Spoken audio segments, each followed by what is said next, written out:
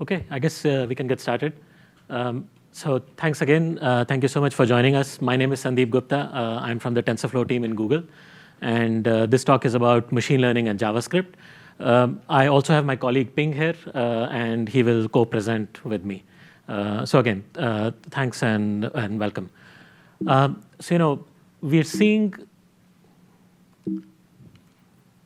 Just one sec. Yeah. We are seeing machine learning is beginning to have a really big impact in almost all fields of life around us. Right? Every day we see major news headlines. We see new breakthroughs, whether it's in transportation, healthcare, environmental sciences, all kinds of applications, even arts and creativity, where problems that were really, really difficult to solve just a few years back are now being solved in very impactful ways and very significant ways by these kinds of new computational approaches and new ways of using computer systems. Maybe just a quick show of hands, how many of you are actively practicing machine learning or have some familiarity with machine learning? Okay, so a relatively small number. Because many of you are somewhat new to the field, let me just take a couple minutes and introduce some terminology here, and this will give you a flavor of why these kinds of methods are becoming so popular.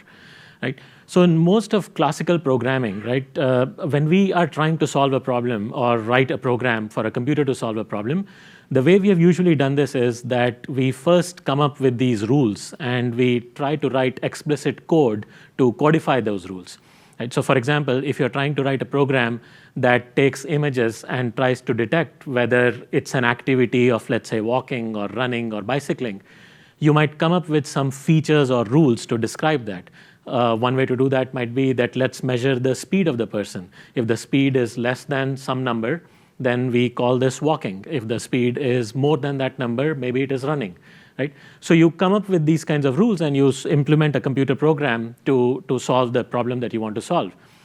The issue with these approaches is that they very soon run into limits, right? You encounter situations where your new rules no longer work. And even if your rules work well for the problem you're trying to solve, they're generally not generalizable or extensible to a slightly different problem that you want to solve another time.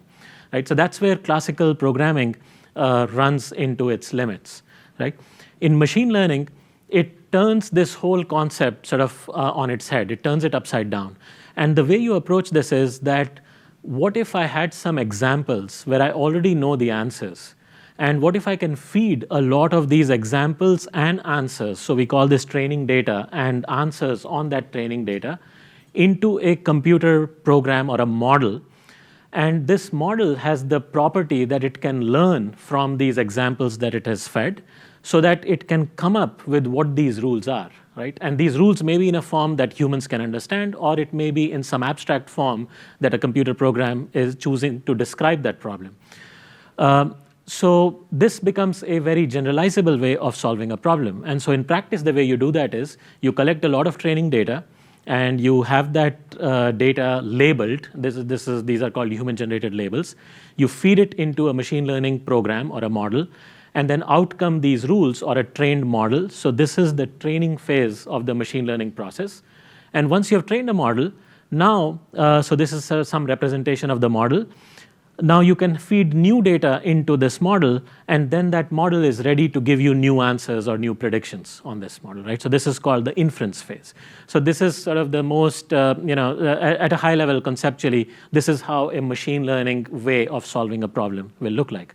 So just to look at this a little bit visually, let's say you're trying to classify images. This is sort of what's happening there, right? So a model is a collection of layers, and all these layers these are just computational blocks, right? Each layer and each element in that layer is just doing a very simple math operation. It's taking in some numbers, it's multiplying those numbers with some other numbers, and it's producing a new output. And you do all this, and you feed this forward, and you wire this model so that when an image is fed in, it produces an output that is close to the output that we expect. So if you feed in an image of a cat, we want all these things to flow in, and the output of our model should be a number that we designate as indicating cat. If it is not cat, then we calculate an error or a difference, and we propagate that error back through our model, and we sort of tweak or adjust all the parameters of our model until we get the right answer, right? And we keep on doing this for lots and lots of examples, and then we have a trained model for that particular task that we are trying to solve. So this is sort of how a machine learning approach of solving a problem works, right? Now, the reason why machine learning is really taking off now, and it has become such an important part of problem solving today, is for three main reasons. First is that, as we just saw, it relies on availability of a lot of data, and not just quantity of data, but good quality data, data that's labeled and curated and represents the full variety of the situations you will encounter in real life. So now the good news is there are lots and lots of these very large publicly available data sets which make it easy for any developer to get started and train powerful machine learning models. The second aspect is that these models can be computationally quite expensive. Although these are simple computations that they're running, but they just run millions and millions of them. And so you need very significant computation power to be able to run these models in a practically useful time frame. And now there are these custom hardwares, there are GPU advances and new types of accelerators that are coming up, which have made it very practical to run machine learning models in a very, very reasonable amount of time. And then lastly, the research in the field of ML has been growing and advancing at a very fast pace. There are new publications that come out all the time and new ways of solving problems. So basically, all of these things kind of now give everyone the ability to do this for whatever problem you are interested in. And this is where frameworks like TensorFlow come in, right? So TensorFlow is an open source library for doing machine learning. And what that means is that a lot of this mechanics and logistics of training a model, of doing this kind of backpropagation and adjusting all the weights, of running your experiments, of creating a deployed model which can then be deployed and used in production, all of these things are managed for you by a library like TensorFlow, so you don't have to reinvent all of this stuff. It also has a bunch of pre-trained models available that you can use off the shelf, right? But TensorFlow was written with a Python front end, right? And this is where most of the machine learning tools that are out there today require one to learn Python. And in fact, Python is termed as the language for data science, right? Which is unfortunate because JavaScript is the most widely used programming language. And really, there haven't been too many accessible machine learning frameworks that JavaScript developers could use natively in JavaScript without having to have the burden of learning a new stack or a completely new programming paradigm. So motivated by that, we released this library called TensorFlow JavaScript, which is basically a version of TensorFlow that is JavaScript native. And so it lets you run machine learning models and even train machine learning models in the browser. So you can run it in web browsers through JavaScript. You can run it server-side with Node.js, and as we'll show you, you can run it in a variety of other platforms where JavaScript can be used. This library is GPU accelerated, and again, we'll talk a little bit more about performance later, but we use WebGL acceleration in the browser, so it is very, very performant for the common types of machine learning models, and it is completely open source. So it's open for the community to use, build on, extend, and contribute back into the library. So when we released this, our hope was that this gives web developers and JavaScript developers, backend developers, an easier way to get started with ML. And we've been very happy, actually, to see the adoption and uptake. This is an interesting example. This person, Pierre Reimertz, he gives a lot of very influential talks in the JavaScript community. And he gave a talk recently at Node.js. And he sort of highlighted some of exactly these motivational points that we had, is that this whole excitement of ML, like the JavaScript community is kind of missing out on. And now with TensorFlow.js, there's an easier way to get started and to be able to use machine learning. And in fact, he says down there that now you can bring the power of machine learning to your web application or JavaScript application with 10 lines of code. And sort of we love this testimonial, except that it's 5 lines of code. It's not even 10 lines of code. So I'll show you that. So here, for example, this is how, this is sort of the rough template of bringing in machine learning into your application. There are first two lines of code, which are basically importing our library. And here we are showing the Node example on top. So you import the TFJS Node package. And the second line is importing one of our many pre-trained models. So this is the Coco SSD model, which is an object detection model that is trained so that when you give it images, it will recognize a bunch of common objects present in that image, and it will give you bounding boxes for where those objects are. Right? So you can load the library and the model. If you're running this in browser, then the alternate is to just script source it from our hosted libraries. And then you create an instance of the model, which is right there on that first line. So basically, I'm creating an instance of my Coco SSD model and loading it. And then I load an image and decode a PNG image to convert it into a form that my machine learning model can ingest. And that's it. And then I call my model detect function. So model.detect, you pass it the image object, and you get back your predictions. So what you get back, you see that image on the right, it has identified a cup and a phone and a mouse, and it puts bounding boxes on those objects. And you get a JSON object, which tells you the names of those objects, and it tells you the coordinates of where these are. And it also gives you a probability of how confident it is of that prediction. So, a super powerful model, 5 lines of code, your web application can now be using an object detector, right? And you can do similar things with text and speech and lots of other types of models. So why is this a good idea? So on client side in the browser, there are many, many advantages of running machine learning in client side. Browser gives you a lot of interactivity, right? It's easy access to sensors like webcam and microphone, etc. So you can immediately take advantage of all this sensor data and put it into your machine learning model. So in that object detection case, for example, the images could be coming from a webcam stream. There is nothing to install. So you can share with your users. You just share a URL link, and they have a web page which has the model in it, and they download that, and they're using that model directly from that URL. It has huge privacy implications because you're running these models locally client side. No data is going to the server, right? So for healthcare or any other privacy sensitive type of applications, this has enormous implications. Also, it reduces server side costs because you don't have to stand up complicated architecture. Sorry, I think I lost my.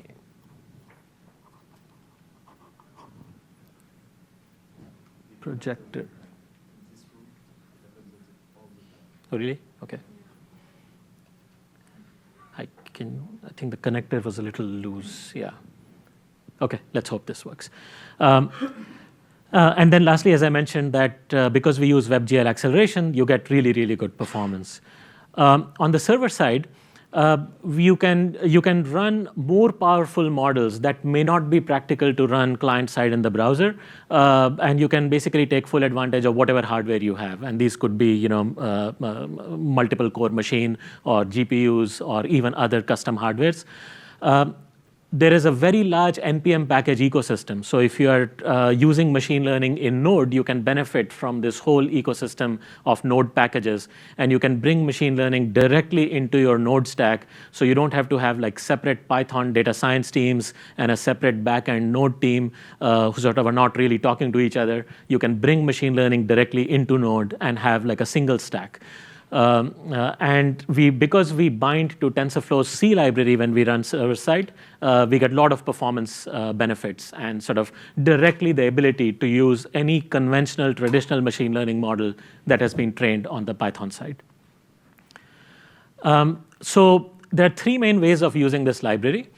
One is, and that object detection example was one example of this. You can take a existing machine learning model, whether it's a TensorFlow JavaScript model or whether it's one of your Python models, and you can bring it in and run it with TensorFlow JavaScript. Second way to do this is to take a pre-trained model, but then often you have to customize it on your own data. to solve a particular problem. So we have easy ways of retraining a model and being able to modify it on a small amount of additional data so that you can retrain it. And by the way, another thing you can do is, if any of you are familiar with the Google Cloud AutoML service, which is a really nice cloud-based way of bringing your own data to the cloud and getting a custom model trained for you with no ML expertise needed, then that's also compatible with TensorFlow JavaScript. So you can train an AutoML model on the cloud and get a trained TensorFlow JavaScript model that you can run. And lastly, for those of you who want to experiment and write new models from scratch, there is a full programming API, low-level programming API with JavaScript. So you're writing JavaScript code and you can write new models. Right? So the library could be used in any of these ways. Because JavaScript is such a versatile language and it runs on many platforms, you can use TensorFlow.js in all these places, right? So you can run it in browser, you can run it on native mobile hybrid platforms such as React Native. We just recently announced integration with React Native, and you get first-class support with WebGL acceleration through React. You can run it with Node. And then desktop, there are examples of people building Electron applications and using TensorFlow.js through Electron.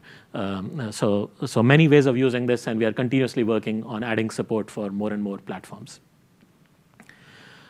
So as I said, we pre-package a bunch of ML models for common ML tasks. And here are some examples. There are models for doing image classification, object detection. There are models for recognizing human pose.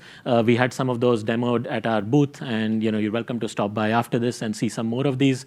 We do pose detection. There's a very nice model for audio commands. So if you speak words, it can recognize the spoken words, and you can use that to drive actions. And then we are increasingly doing more and more around text. So text has a variety of use cases like sentiment and toxicity. And all of these models can be either just used with a script source from our hosted scripts, or you can NPM install them. So here are some more examples, and with using these models as building blocks, you can build applications that solve these types of problems, like accessibility or sentiment analysis, conversational agents, and a variety of different things. So all of those examples you're seeing on the right are instances of models just running client side. So let me just take a couple minutes and show you a very quick demo, and just to show you how easy it is to retrain a model like this. So this is an application called Teachable Machine. Has anybody seen Teachable Machine so far? So this is something that I would encourage you to try out on your own time as well after this. But let's just see how this works. So I'm going to skip this tutorial. So this is the Teachable Machine website. And this will show you how you can take an existing machine learning model and retrain it in a matter of seconds. So I'm going to skip this tutorial. And what you're seeing here is a simple image classifier.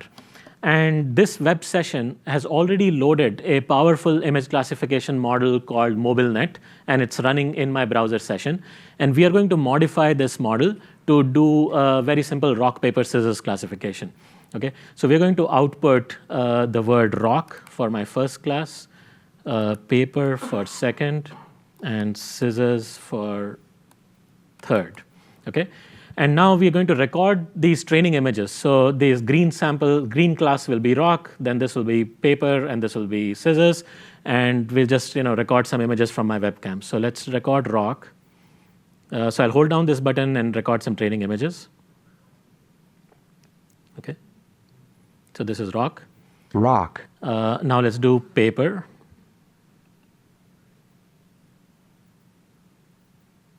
Rock. And now let's do scissors. Paper. Okay, so I'm just recording some training images right now, so ignore its predictions. Scissors. So now we have trained, and now it's ready. So now I have a new version of model running in my browser. So let's try it out. Rock. Paper. Rock. Paper. Scissors. Paper. Rock. Scissors. So there you see how easy it is to train it with scissors. 50 images. Scissors. And the nice thing about this is that you can very similarly train a speech model or a pose model. And now with the new version of Teachable Machine, it gives you the ability to, once you have trained this model, to save it. And you can put it on your shared drive somewhere, or you can download a TFJS compatible model that you can run offline. So very, very approachable way of getting started with machine learning. So at this point, I want to turn it over to my colleague Ping, who will tell you more about the API. Thank you, Sandeep. Hi, everyone. I want to show you guys first a system diagram of the library.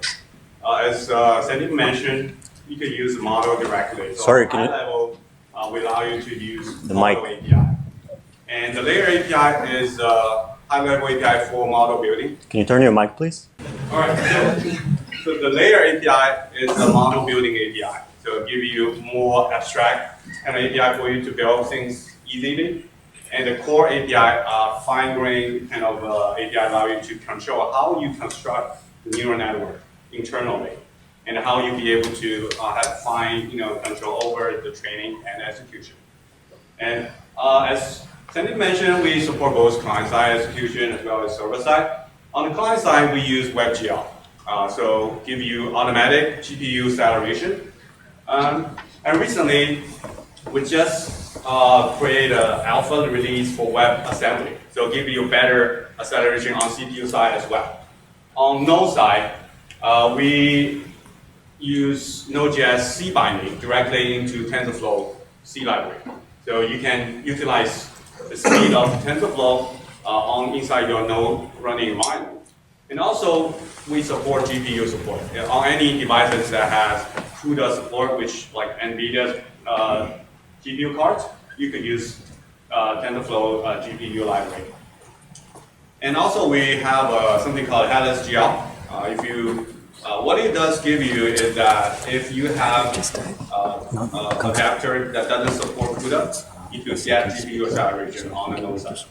And also, for example, IoT devices that usually don't have a good GPU driver, you can use this as well.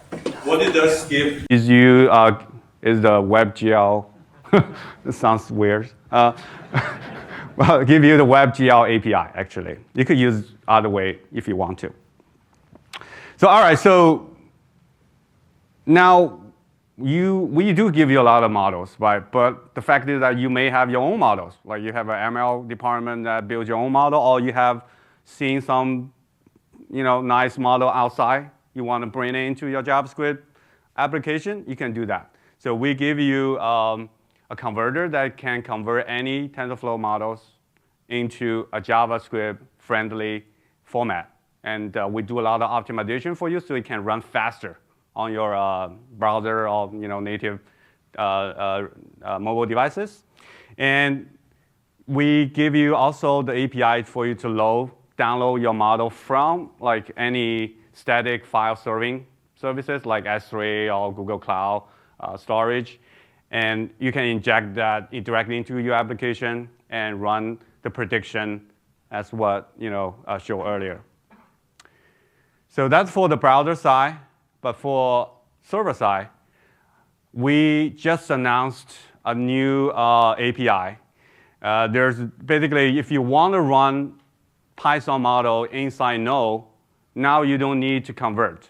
You can directly run them using our C library, and which means you have better ops support. Our converter actually supports about 200 ops, the core ops of TensorFlow. But actually, TensorFlow has about 1,000 ops. So this will give you 1,000 ops. So you can run really powerful machine learning models inside the node right now. And it supports both TensorFlow 1.0 version or 2.0 version. And it gives you better performance. Why is that? Because Python, TensorFlow actually runs inside Python. So it has the Python layer. It causes a lot of delay. But VA is much faster than Python. So that's why we are slightly better than Python when you run TensorFlow model directly inside Node.js.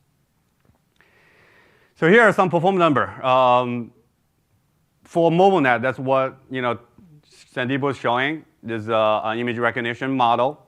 TensorFlowjs give you about 20 millisecond inference time, which means every recognition of the image takes about 20 milliseconds, which give you 50 frames per second. If you're building a like real-time application, that's plenty for you to play with. And TF Lite, if you don't know, is a native implementation of Google's another open source project. It runs on the mobile device. Its performance is around like 19, 14 on iPhone. We do have some, performance improvement room for improvements for Android phone, but we really working on that. So on server side, you can see, the Node performance is very close to the C++ performance. So it's about like, if you get really cool GPU, you get about like 8 milliseconds per inference. You guys ready for some code? All right. So now you can load your model. You can load our pre-trained model. What about if you want to build your own model? I want to show you how to do that. First, we want to tackle the high-level API. So you're probably familiar with this, with loading our npm packages, getting our. So this is loading our Node packages. So basically, Node package we have the C binding into, the TensorFlow C library. We also package the C library inside this Node npm. And also, you can load the GPU version if you have GPU enabled car. Let's go back to the image recognition model that's shown earlier. So as Sandeep mentioned, a typical neural network are kind of constructed layer by layer. Each layer extracts certain feature out of previous layer and pass on the result to the next layer. We'll show you how to do that. In this example, we'll show you how to build a image recognition model using the layer API. So it's kind of crazy, right? It's a lot of code, but I mean, to be honest, it's not that bad. If you consider like using like jQuery or anything, it's not more complicated than that. So here, the first thing is you use a sequential model. What is sequential model is basically just like 90% of the model out there are sequential. So what it means is that you just layer the layers one by one. So the next, we add a couple layers. Those are very typical neural network layers. The Conv 2D give you, a feature extraction type of feature, and the max pooling give you a kind of zoom in kind of feature. So basically, you can look at detail of that image. At the end, we will flatten the image into a one-dimensional vector. So in order for us to output the classification for the class that we want. So what this last layer will output is a probability for each class. So that's about it. I mean, that's the model we built. And then we use compile method to basically set up how we would train this model. So particularly, we set up the loss function to use categorical cross entropy with long name. But the fact is that you don't care, and you just copy that. The optimizer is a gradient descent. Is also easy to copy, just 3 letters. And then take that model. Now you're ready to train. The train is very simple, just one method. You get x, that's your input. Y is that's your output of your data set. And epoch is how long you're going to run this training session. After training is done, you can look at, we have other methods to show you what the detail of the training is, what the accuracy is, all the other good stuff. I kind of didn't show it here, but after training is done, you can save the model to a file. That's for Node, but you can also save it to local storage in browser or ship it to some server through HTTP requests. So we provide a lot of those different varieties. At the end, the model is ready. Now you can plug it into your application and start making your predictions.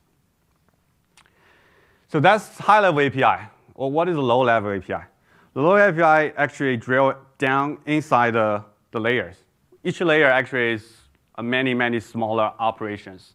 For example, there are matrix multiply. There is some kind of cost function, or something like the cosine or sine function, or some kind of activation function you would use. I want to show you how you can do that with Tenderflow.js. So let's say we have a set of data set we want to estimate. You can see those dots. Those are kind of polynomial kind of function output. But it's not really perfect, right? So you cannot really know what exactly the function is. We want to estimate the parameter for that function. So A, B, and C will be the goal for us for this model to estimate. We're doing the same thing. We're loading our library. We create 3 variables with initial value at 0.1. What is a variable? Variables are the tensor that the model gonna update. The training session we're starting to tune to make sure the output is the same as what we gave it to them. So here we use TensorFlow low-level API, like say add, multiply, square. Those kind of low-level API, you could construct a tiny graph, tiny neural network graph. So this looks a little bit crazy, right? So just for the tiny little function, it's just so long. So we have better way to do that. So we can use chain function, chain method to make it more concise, to express the same thing. Here we define the loss function. Remember last time we just say, oh, it is a categorical entropy, cross entropy. Here we have to define our own because we wanted more control, right? So here is the mean square error. So what it does is that calculate the difference between your model output and your data set output. And then we use the same SGD function, the gradient descent function as our optimizer. At the end, we manually run epoch's time of minimization of the loss function. So at the end of the day, it's the same as what you just saw internally in the high-level API. So that's about it.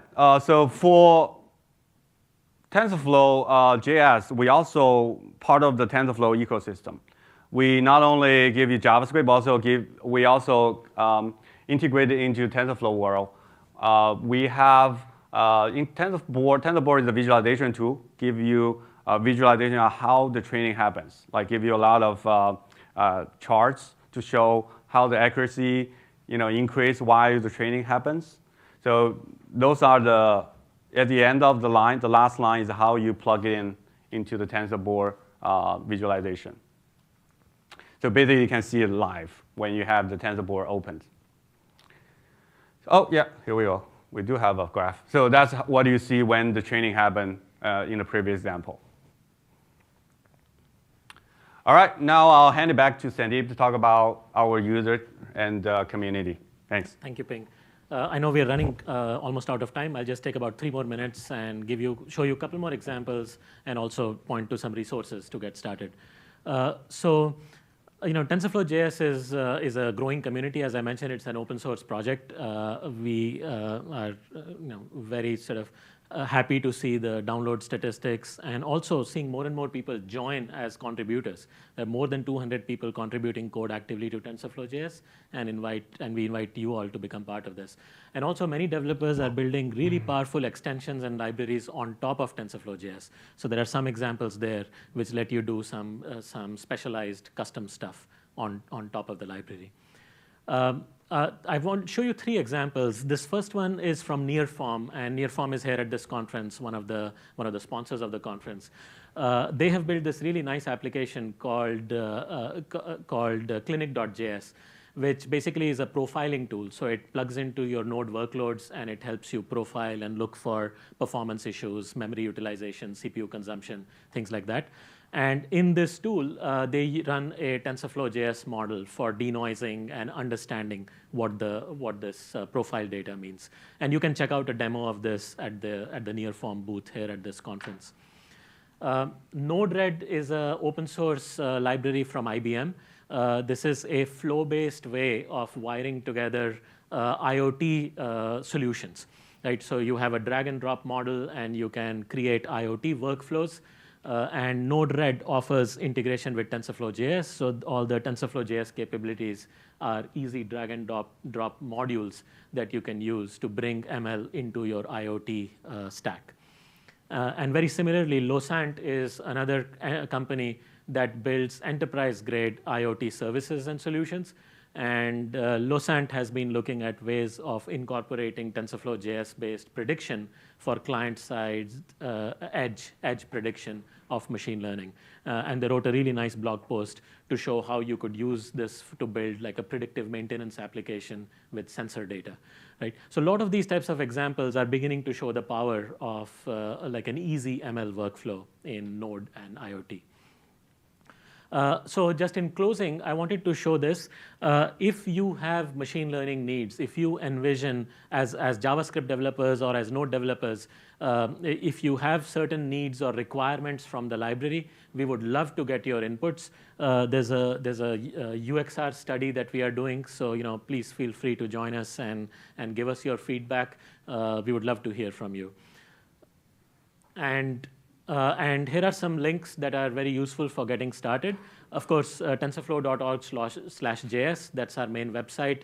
It has all of the things, examples, documentation, tutorials, and the link to the GitHub repository is up there, where we have, again, a lot of these examples built.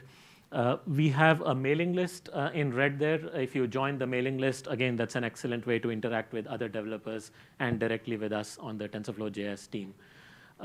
One thing I wanted to show you is that if you go to the Google Code Labs, and we have these running at the Google booth outside, if you go to the Google Code Labs and search for TensorFlow.js, all of our examples are available as interactive notebooks. So you can click through this and basically be up and running and get started and explore all these different features we talked about here today. Lastly, there is a new textbook that has come out, which is really a very nice way to learn the basics of machine learning from a JavaScript programmer point of view. All the examples in this book are written in JavaScript, so that's something that's worth checking out. And also, we have a overarching comprehensive TensorFlow course on Coursera, which has a TFJS module now, just released earlier this week. So plenty of resources to get started, and looking forward to your involvement in the community. So again, thank you so much for your attention.